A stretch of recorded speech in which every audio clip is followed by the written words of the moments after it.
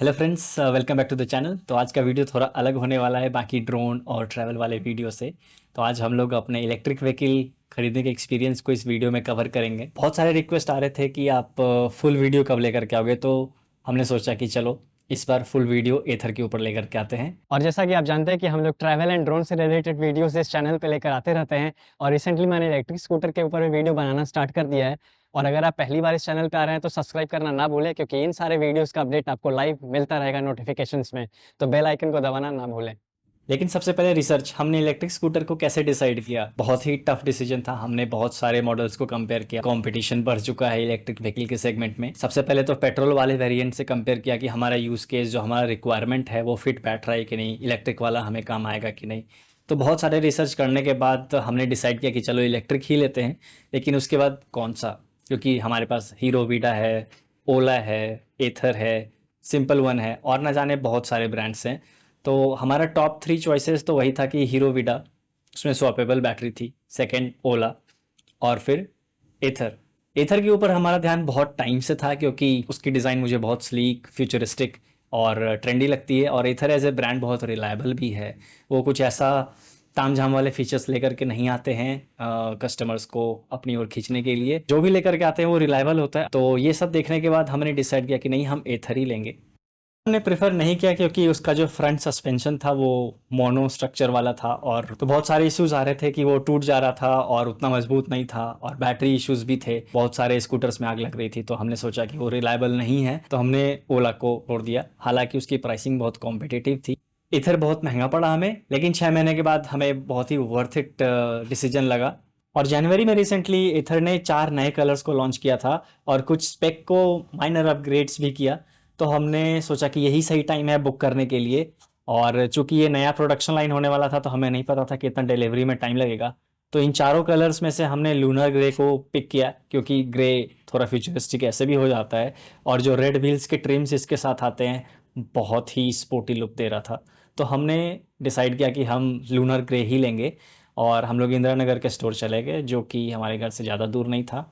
और इंदिरा नगर का स्टोर थोड़ा खास है, क्योंकि वो सबसे पहला एथर का स्टोर होता है आपका बैंगलोर में, उन्होंने जब भी कंपनी स्टार्ट करी थी। तो हमने सोचा चलो वहीं जाते हैं और वहीं पे बुक करेंगे। कस्टमर केयर रिप्रेजेंटेटिव ने हमें वॉक थ्रू दिया कि अगर आपको टेस्ट राइड लेना है तो आप पहले आके टेस्ट कर सकते हो। तो हमने ऑप्ट इन कर लिया और फटाफट स्टोर गए हम लोग, और वहाँ पे टेस्ट राइड लिया। बहुत टाइम से चूंकि हम रिसर्च कर रहे थे, तो हमें कुछ स्पेक्स को लेकर के डाउट्स नहीं थी। राइडिंग एक्सपीरियंस भी हमारा बहुत ही अच्छा था। और हमने डिसाइड किया था कि हम फ्लैगशिप मॉडल लेंगे, जो इथर 450X है, जेन 3.1। क्योंकि जनवरी में लॉन्च हुआ, तो ये 4 नहीं बोल सकते हैं। तो इन्होंने थर्ड वाले जेन में ही हल्का सा माइन्यूट कुछ कुछ चेंजेस किए हैं। और स्टोर पे हमें जाकर पता चला कि वहाँ पे बहुत तरह तरह के फाइनेंसिंग ऑप्शंस हैं। अगर आपको लोन लेना है तो फिर बहुत इंस्टेंट लोन अप्रूव हो जाता है। आप ऑन द स्पॉट डॉक्यूमेंट्स लेकर के जाओगे। कुछ कुछ डॉक्यूमेंट्स है, जो मैं ड्राइविंग लाइसेंस तो चाहिए ही चाहिए सबसे पहले। तो चेक कर लेना डिस्क्रिप्शन में। हमने प्रोसेस कंप्लीट किया। हमने हाफ पेमेंट डाउन पेमेंट किया कैश में, एंड हाफ हमने लोन के लिए अप्लाई कर दिया। और 2 ऑप्शंस थे, तो हमने आईडीएफसी वाले लोन में ऑप्ट इन किया, क्योंकि उसका इंटरेस्ट रेट बहुत ही कॉम्पिटिटिव था, बहुत ही कम था, अराउंड 6% के अराउंड था। और आपको पता होना चाहिए कि अगर आप इलेक्ट्रिक टू व्हीलर लेते हो इंडिया में, नॉट जस्ट टू व्हीलर, अगर आप कार भी खरीदते हो, तो आप इनकम टैक्स रिटर्न में आप क्लेम कर सकते हो उसके इंटरेस्ट अमाउंट पे। हाफ एन आवर में सारा कुछ हो गया हमारा। हमें कंफर्मेशन भी आ गया कि ये कंप्लीट प्रोसेस हो चुका है। और जैसे ही एथर वालों को सारा पैसा डिसबर्स हो गया, उन्होंने ऑर्डर प्लेस कर दिया हमारे लिए। तो पहला दिन तो इसी सब में हमारा चला गया, फिगर आउट करने में कि ऑर्डर प्लेस कैसे करना है और क्या क्या डॉक्यूमेंट सबमिट करने हैं। हमारा इधर के वेबसाइट पे एक प्रोफाइल क्रिएशन हो गया, जिसमें सारा डिटेल्स, स्टेप्स जो भी होने हैं कंप्लीट करने के लिए, फ्रॉम ऑर्डर टू डिलीवरी, वो सारा कुछ मैप हो गया। और वो आपको स्टेटस दिखने लग जाता है। तो हम वापस घर आ गए, क्योंकि वहाँ कुछ करने को था नहीं। और इंदिरा नगर वाले स्टोर में एक ये चीज़ है, आपको ध्यान रखनी होगी कि जो बाइक की डिलीवरी है वो आपको स्टोर में नहीं होगी। वो उनका कॉर्पोरेट हेडक्वार्टर जो है आपका बनेरघट्टा रोड पे, वहाँ पे आपको जा करके लेना पड़ता है। करीब करीब 1 हफ्ते बाद हमें नोटिफिकेशन आ गया कि सारा आरटीओ रजिस्ट्रेशन, ये सारा प्रोसेस कंप्लीट हो चुका है और बाइक रेडी है रिसीव करने के लिए। तो हम बहुत ही एक्साइटेड हो गए, क्योंकि हमें लगा कि अराउंड 15-20 डेज़ तो मिनिमम लगेगा ही लगेगा, क्योंकि ये एकदम नया वेरिएंट था। फटाफट वीकेंड को हमने बोला कि चलो हम सैटरडे को आ जाएंगे लेने के लिए, आप बताओ हो सकता है क्या। तो उन्होंने बोला ये सर कोई प्रॉब्लम नहीं है, आप एक दिन पहले आ जाओ, कोई दिक्कत नहीं होगी, हम अरेंज कर देंगे।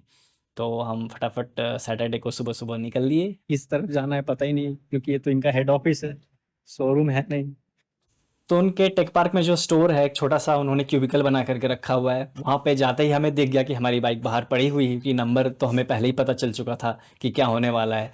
तो हम और एक्साइटेड हो गए और बहुत ही अच्छा लग रहा था। आप ये देखो वीडियो में मैं आपको दिखा रहा हूँ। और स्टोर के अंदर जाने के बाद उन्होंने थोड़ा पेपर वर्क किया, उन्होंने डिटेल्स लिया हमसे ऑर्डर कन्फर्मेशन के लिए।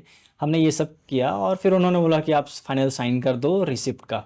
तो हमने बोला कि अभी हम साइन नहीं करेंगे, हम पहले बाइक को इंस्पेक्ट करेंगे, अगर कुछ इश्यूज़ होगा तो फिर हम रिसीविंग नहीं लेंगे। ये बहुत ही इंपॉर्टेंट स्टेप है जब भी आप नया बाइक आप शोरूम से लेने जाते हो तो, क्योंकि अगर कुछ इश्यूज़ हो जाता है, अगर आप ड्राइव करते हो और अगर आपने ऑलरेडी साइन कर दिया है रिसीविंग का, तो उसके बाद फिर आपके पास कोई ऑप्शन नहीं रह जाता है, आपको सीधा कस्टमर केयर के झंझट में पड़ना पड़ेगा या फिर आपको जाना पड़ेगा सर्विस सेंटर में ठीक कराने के लिए। तो वो सब झंझट से बचने से पहले अगर आप इंस्पेक्शन कर लें और कुछ इश्यूज़ हाईलाइट होता है तो आप रिसीविंग ही ना लें, वो ठीक करा कर अपने आप लाएंगे और फिर से आपको नया डेट देंगे डिलीवरी का। तो ये बहुत ही इंपॉर्टेंट है, थॉरोली इंस्पेक्ट कर लेना कि बाइक में कुछ खराबी तो नहीं है या फिर कुछ ऑफ तो नहीं है, और टेस्ट राइड तो ज़रूर ही ले लेना वहाँ पे साइन करने से पहले। तो हमने ये सब कुछ कर लिया, हमें कोई इश्यूज़ नहीं आई, तो हमने फटाफट साइन कर लिया। और उनके जो स्टोर के एग्जीक्यूटिव्स थे, उन्होंने बहुत ही अच्छे से पूरे ऑनबोर्डिंग को वॉक थ्रू कराया, हमारा सारा स्टेप्स बाय स्टेप्स हमें गाइड किया कि कैसे सारे फीचर्स काम करते हैं और क्या-क्या फीचर्स हैं एक्चुअली इसमें। तो बहुत ही अच्छा एक्सपीरियंस था, उन्होंने बहुत ही अच्छे तरीके से इन्फॉर्मेशन पास ऑन किया बाइक को लेकर, क्योंकि ये नॉर्मल पेट्रोल वाली बाइक नहीं है, तो इसमें स्मार्ट फीचर्स है, तो कुछ चीज़ों का ध्यान रखना पड़ता है, कुछ शॉर्टकट्स की कॉम्बिनेशंस हैं, तो उन सारी चीज़ों को समझना बहुत ज़रूरी हो जाता है, रिवर्स कैसे करना है शॉर्टकट्स के थ्रू। तो इन सारी चीज़ों को उन्होंने हमें बताया और फिर हम सैटिस्फाइड हो गए कि चलो सब ठीक है, कोई प्रॉब्लम नहीं है। फिर हमने साइन किया और फटाफट बाइक लेकर निकल ली। वापस आते वक्त थोड़ा तो नर्वसनेस था, क्योंकि उतना प्रैक्टिस था नहीं हमारा बाइक चलाने का बैंगलोर के बिजी और ट्रैफिक वाले रास्ते पे। बट फिर भी कुछ ऐसा कुछ प्रॉब्लम हमें फील हुआ नहीं, हम धीरे धीरे चलाते हुए आराम से 20-22 किलोमीटर चलाते हुए घर आ गए। तो मिलते हैं अगले वीडियो में, तब तक के लिए बाय बाय, पीस।